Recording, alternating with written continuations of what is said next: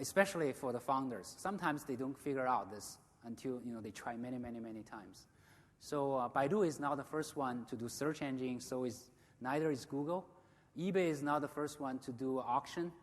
Amazon is not the first one to do online e-commerce. So these are companies, there's no first mover advantage, but somehow they figure out a way to do better. So again, this book is talking about some of the primary management practice, like strategy, execution, culture, and organization. They say you must do well in those four. And then secondary management practices, they talk about talents, leadership, innovation, merger, and partnership. They say any of the two, combined with the first four. Now, I'd like to add another angle, which is called the equity structure.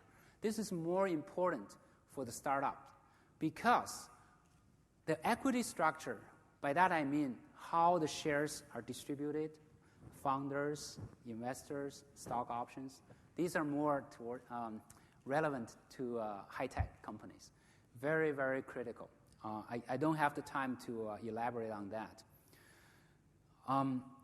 So beyond that, I'm going to share, I think, 3 or 4 key things that I think are the things that you want to try to build the fundamentals and the foundations.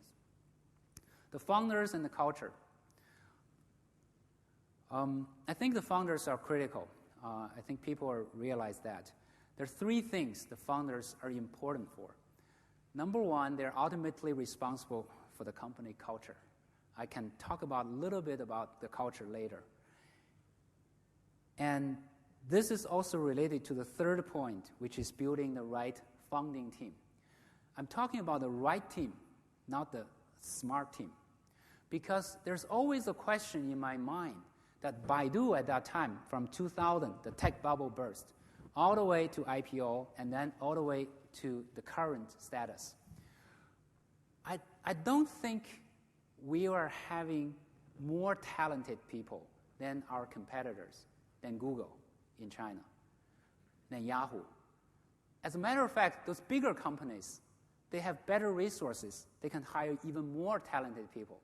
When we are competing for talents, right? They can offer better packages. And of course, we have many, many local companies. Some of them, their founders are super smart. In terms of IQ, I don't think we're better. Or probably, a lot of people are better than us. And I think this is the truth for many companies who are successful. Then the question is why?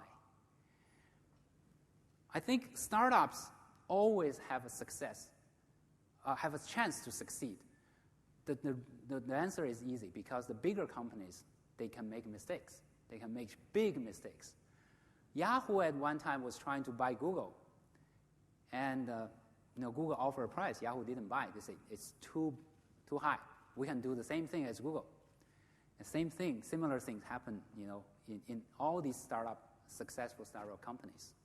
So one thing is for sure, bigger companies, they always going to make mistakes. There's no doubt. Otherwise, there's no way for startup to be successful.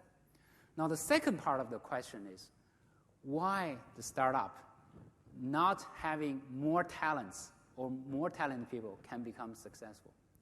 I think the answers, I'm trying to address these answers. The culture, the team, the right team.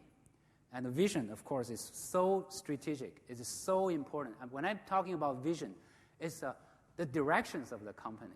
You can change, but eventually you have to pick the right way. That's the key. And usually founders are responsible for that. Okay. Now the founder team, I'm just drawing from our experience.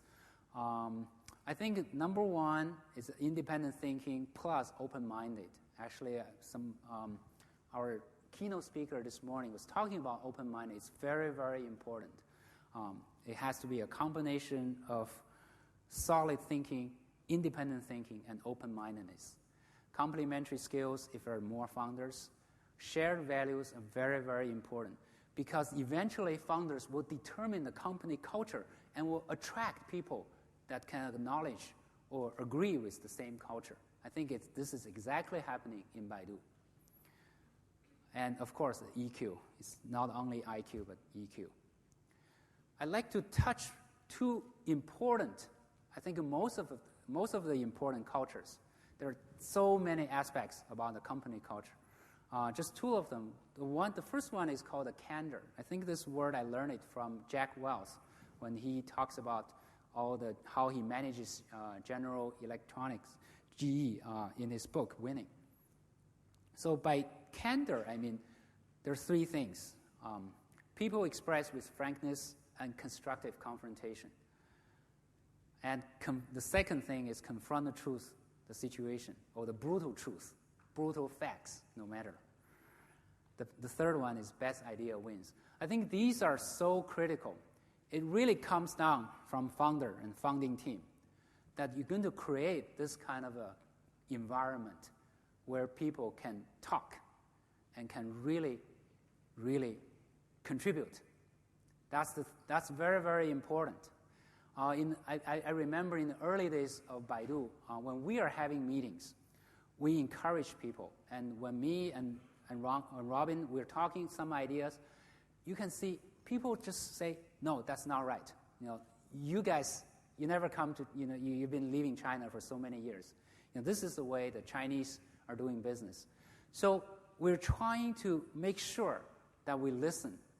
And I said the best idea wins. It doesn't matter where it comes from. And then the second point is confront the brutal truth of the facts. We're facing so much competition. We want to make sure what the competitors are doing better than us. So we have very, very frank communication at any level of the company's meeting that we're discussing why we did poorly in certain areas than our competitors. How can we do better? So in other words, in this kind of a startup culture, people are thinking everyone can make a difference.